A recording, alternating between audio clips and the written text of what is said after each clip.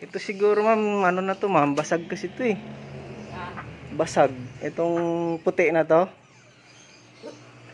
Basag. Yung pinaka-plastic niya. Siguro po, tingnan na lang natin kasi ano po yan eh. Maiiwan talaga to ma'am. Pero ano yan, bubusilak na yan sa kabila. Wala din ako kasi kasing size niya na 55 eh. Palitan sa natin kasama yung plastic niya. Plastic. Opo.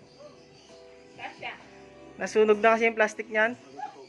Kaya naging puti to.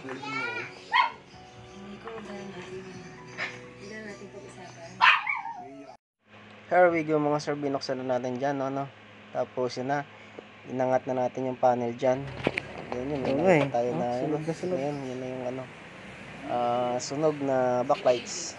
Sakit ng Samsung. Binuksan na natin dyan. Tapos nilinisan natin yung ano, yung lagayan ng backlights.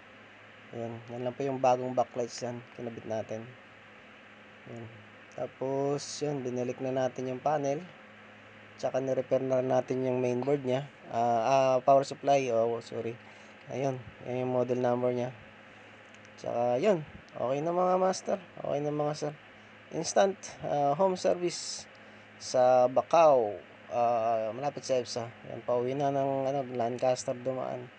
Okay, maraming salamat.